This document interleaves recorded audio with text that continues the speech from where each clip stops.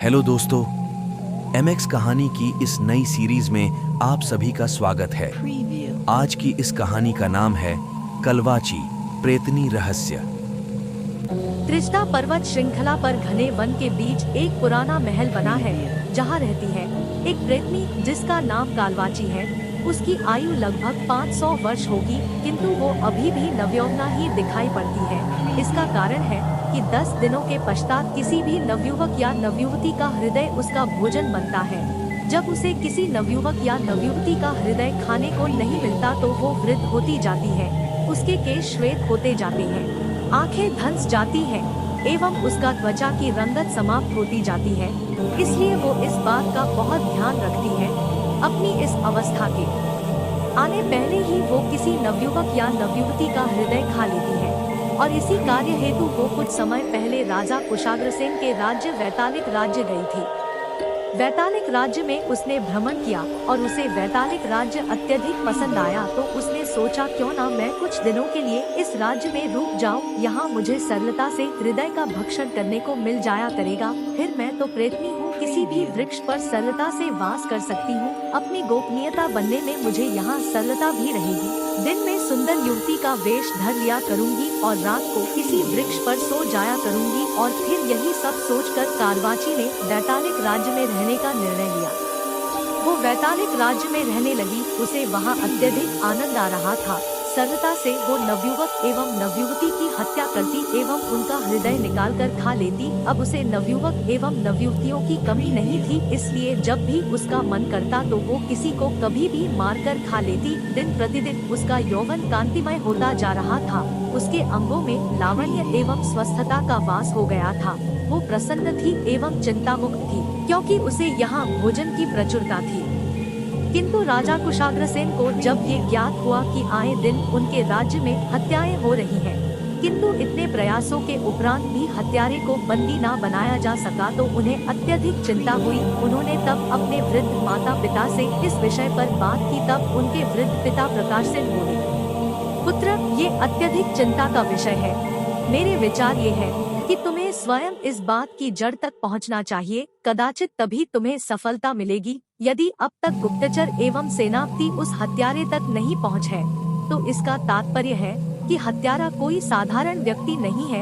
इस प्रकार निर्मम प्रकार से हत्या करना किसी साधारण व्यक्ति का कार्य कभी नहीं हो सकता। कदाचित आप ठीक कह रहे हैं पिताश्री, मैं आपसे पूर्णतः सहमत हूँ, कुशाग्रसेन बोले। तब कुशाग्रसेन की माता मृगमालती बोली, किंतु पुत्र, मुझे संदेह सा हो रहा है। कैसा संदेह माताश्री, तनिक मुझसे भी कहें, कुशाग्रसेन ने पूछा। तब मृगमालती बोली, मुझे ऐसा प्रतीत होता है कि ये किसी भूत पिशाच का कार्य है, क्योंकि साधारण व्यक्ति केवल हत्या करता तो धन के लिए, किंतु ये हत्यारा हत्या करता और धन भी नहीं लूटता, केवल हत्या करके मृतकों का हृदय भक्षण करता है। मुझे तो भय लग रहा है कि कहीं हमारे राज्य पर कोई विपत्ति ना आ गई हो। ये कैसी बातें कर रही हैं माताश्री, ऐसा कुछ भी नहीं है, कुशाग्रसेन बोला। किंतु यदि ऐसा हुआ तो, मृगमालती बोली। उन सभी के मध्य वार्तालाप चल ही रहा था कि तभी कक्ष के द्वार पर दासी आकर बोली, महाराज, आपको महारानी ने याद किया है। तब कुशाग्रसेन बोले, उनसे कहो कि मैं अभी आता हूँ। जी महाराज, एवं ऐसा कहकर दासी ने वहाँ से प्रस्थान किया। तब कुशाग्रसेन ने अपने माता पिता से कहा, माताश्री एवं पिताश्री, मैंने आज रात्रि ही उस हत्यारे को खोजने का निर्णय लिया है। सायंकाल हो चली है, कदाचित रात्रि को समय ना मिला तो आप दोनों मुझे अभी आशीर्वाद दे दीजिए, ताकि मैं अपने कार्य में सफल हो सकूं। हम दोनों का आशीर्वाद तो सदैव तुम्हारे साथ है पुत्र, ईश्वर तुम्हें अवश्य सफल करेंगे, प्रकाशसेन बोले। अंततः कुशाग्रसेन अपने माता पिता का आशीर्वाद लेकर अपने कक्ष में लौटे, जहां उनकी पत्नी कुमुदिनी उनकी प्रतीक्षा कर रही थी। जैसे ही कुशाग्रसेन ने कक्ष में प्रवेश किया तो कुमुदिनी बोली, महाराज, मैं ये क्या सुन रही हूँ, आप आज रात्रि उस हत्यारे को बंदी बनाने हेतु राज्य में जा रहे हैं। मुझे ये बात सेनापति जी से ज्ञात हुई। हाँ प्रिय, ये मेरी विवशता है। मुझे अपने राज्य की रक्षा हेतु ये करना ही होगा। ना जाने कौन है जिसने राज्य में प्रवेश कर ऐसा घिनौना कार्य प्रारंभ कर दिया है, कुशाग्रसेन बोले। आपको ज्ञात है ना कि ये अत्यधिक संकट भरा हो सकता है, आपके प्राण भी संकट में आ सकते हैं। कुमुदिनी बोली, किंतु इसके सिवा और कोई मार्ग शेष नहीं बचा है। मैंने सभी प्रयास करके देख लिए हैं, किंतु वो हत्यारा अभी तक पकड़ा नहीं जा सका। कुशाग्रसेन बोले। दोनों के मध्य यूं ही वार्तालाप चलता रहा और राजा कुशाग्रसेन अर्धरात्रि के समय साधारण वेश में राज्य की ओर अकेले ही चल पड़े। उन्होंने सारे राज्य का भ्रमण किया, किंतु उन्हें कोई नहीं दिखा। तब उन्होंने राज्य से लगे वन की ओर प्रस्थान किया। वे वन में पहुँचे एवं एक झरने के समीप एक उचित स्थान देखकर वहां विश्राम करने का सोचा। पूर्णिमा भरी रात्रि थी, चंद्रमा की धवल चांदनी चहु ओर फैली थी। पहले तो उन्होंने कुछ लकड़ियां बीनी, इसके पश्चात 2 पत्थरों को आपस में रगड़कर अग्नि प्रज्वलित की। अग्नि जलाकर वे वृक्ष तले विश्राम करने लगे। वे विश्राम अवश्य कर रहे थे, किंतु सोए नहीं थे।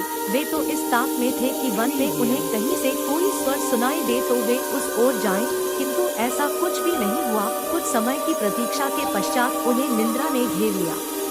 अर्धरात्रि बीत चुकी थी, तीसरा पहर भी समाप्त होने को था। तब कालवाची अपना भोजन करके वन की ओर लौटी और उसने देखा कि जिस वृक्ष पर वो रात्रि को वास करती है, आज तो उस वृक्ष के तले एक सुंदर युवक विश्राम कर रहा है।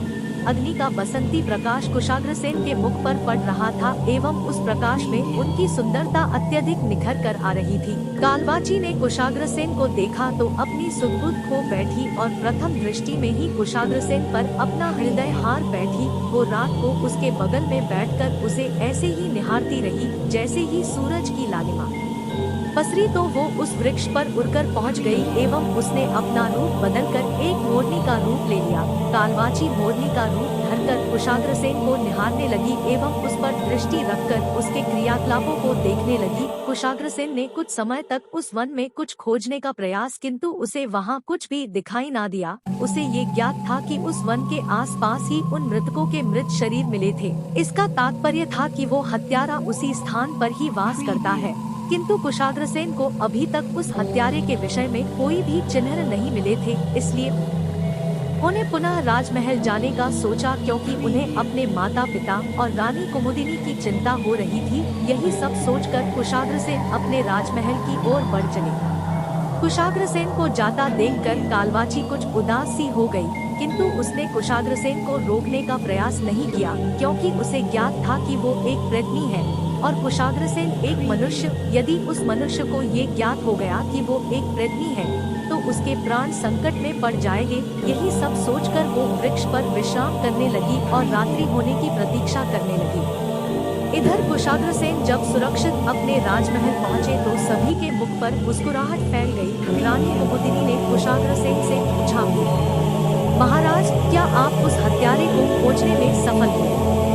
अगर आप इस वीडियो का सेकंड पार्ट देखना चाहते हैं तो इस चैनल को सब्सक्राइब करें।